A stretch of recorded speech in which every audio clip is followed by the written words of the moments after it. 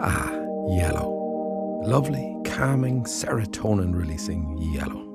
Nice, isn't it? Oh look, kittens. No. Take a second, soak it all in. Just another way we're helping you relax. We don't do stress at the AA. We do peace of mind, from roadside rescue to car, home or travel insurance. Relax. Yellow and black have got your back. Ladies and gentlemen, DS are back. Okay, so maybe let's back up a small bit. Over the course of the week, I've had this car. Lots of people have said to me, what are DS? Well, put it simply, DS are a very fancy version of Citroen. Think Lexus when it comes to Toyota.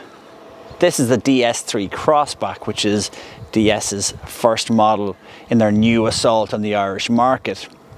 It's a pretty handsome crossover. It comes in just under 29 grand for the 1.2 100 horsepower petrol version, or just under 31,000 euro for the 1.5 diesel. This is the much more socially conscious electric version, the E-Tense, which comes in at just over 38 grand. It's probably wise at this stage to put a bit of a line in the sand, or at least a line in the concrete about this car. This is not a rational choice. You're not going to buy a DS3 Crossback, especially in an E-Tense mode, for logical reasons. This is like a fancy handbag or an expensive watch. They're bought for other reasons, because people would say, well, look, you could get a cheaper handbag in pennies, or you could get a Casio watch. That's not really the point of this car.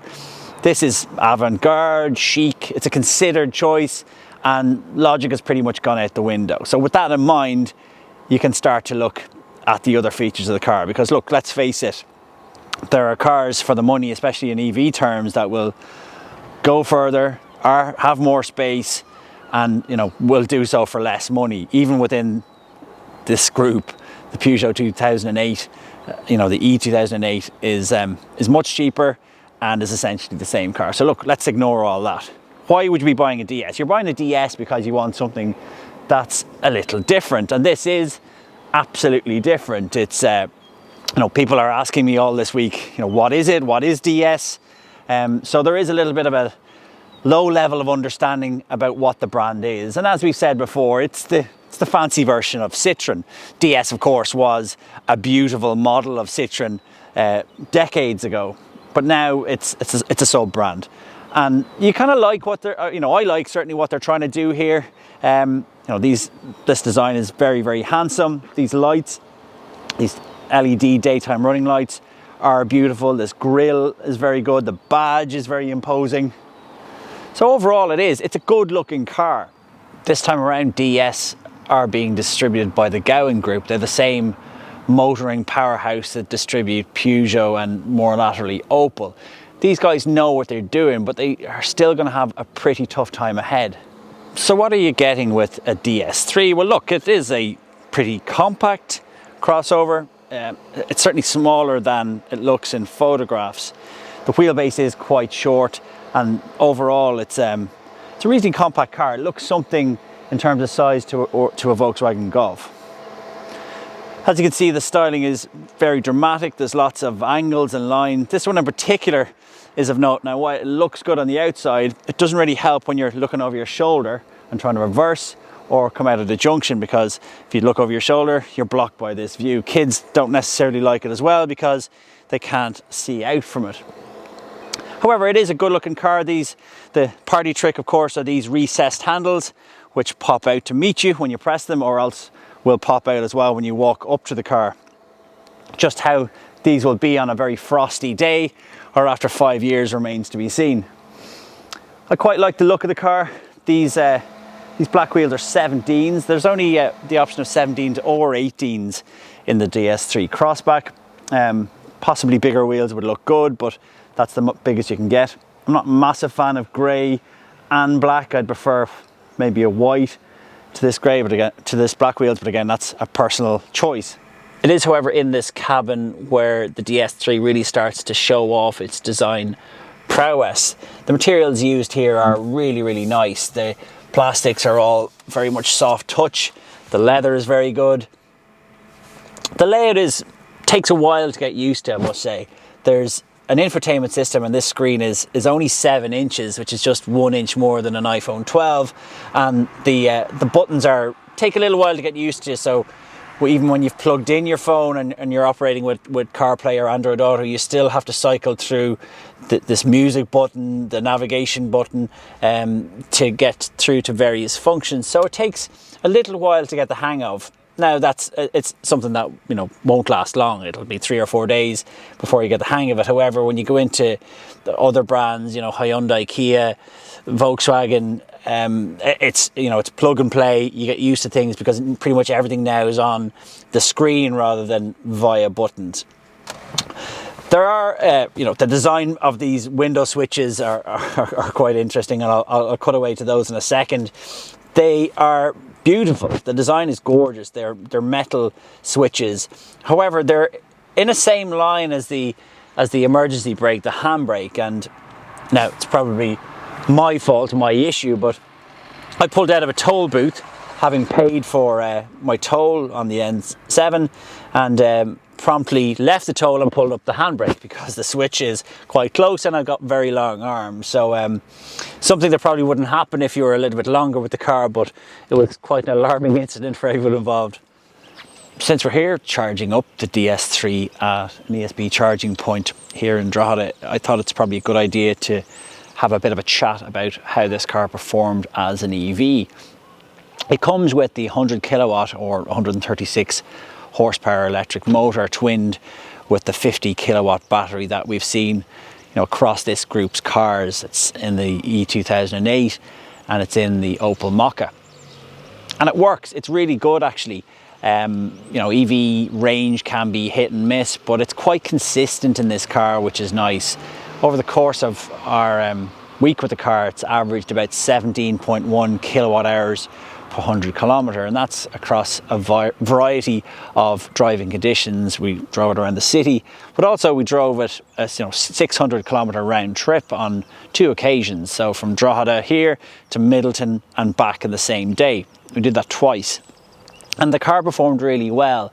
Now, the WLTP range of this car is 319 kilometres. On motorway driving, it was probably doing about 250, 260 from a full charge. Now, I drive EVs, I have my own EV and I've driven them before, so I drive them in a particular way. I'll tend to drive at about 100 kilometres per hour on the motorway and with the air conditioning off where I can, and you do get the best possible range from that. So it performed well. So 17.1 is really excellent. You're looking at an average of about 289 kilometers from a full charge, which is what, 91% of the WLTP. So that's quite an excellent result. Charging is good. It will take 100 kilowatts if you do find the right charger for that. I used the Junction 14 ones in Mayfield quite a few times this week, and they were excellent. And obviously you can use Ionity too, and they will put out that sort of charge.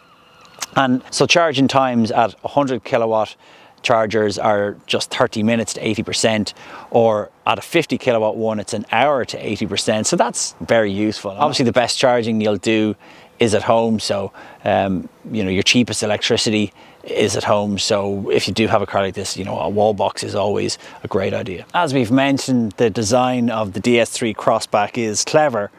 What is less clever, however, is the space. If you look at the rear legroom, you'll see that that seat is in my driving position. I'm tall, I'm 6'2", so I need to push my seat back the whole way. So should I try and get in to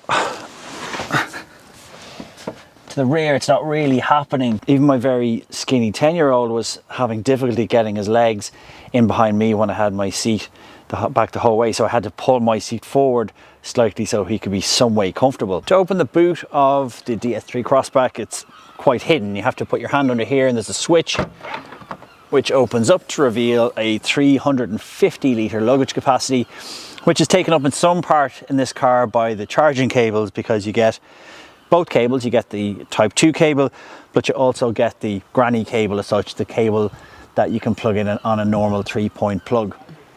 Right, so I better tell you what the DS3 Crossback is like to drive. Well, firstly, it's a DS, which means it's related to a Citroen, which means it's quite squishy and comfortable. The fact that this one is electric means it's also quiet too. Dynamically, it's quite interesting. It has a slightly go-kart feel to it because these wheels are very much at the far corners of the car. It is fun to drive. The steering isn't that communicative, but you know, I like this car. It's a nice place to spend time. I've really started to like it over the course of the week. Does it make a huge amount of sense? Not particularly. But look, for anyone who's after DS, they want to drive something that's a little bit different. They don't want something that's going to be the same as their neighbour. They want to have something that will start a conversation, and for sure this car will do that. When it comes to price, this is where the DS3 CROSSBACK E-TENSE starts to get into some pretty choppy waters. The starting price of this one, the Elegance model, which is the entry point of the DS3 E-TENSE, is over €38,000. So as we've mentioned before, that puts it more expensive than the most expensive E2008. It's more expensive than the most expensive Opel Mokka, and it's also starting to knock on the door in some quite nicely spec'd Volkswagen ID3s and Hyundai Ioniq 5s. Go up the range into the Prestige model and you're over €41,000. So it's going to be a harder car to justify at that price. And it goes back to the original point I made. This car is not going to be bought for sensible reasons. You're buying it because you like the looks, you like the styling. You're not massively worried about the rear space, which is very limited unless you have small kids. This is a car that's just bought because you like it, plain and simple. And you're not really going to have to justify it to anyone else beyond that. This is, like the expensive handbag, like the expensive watch, a considered personal choice. And if this is the car for you, good luck to you.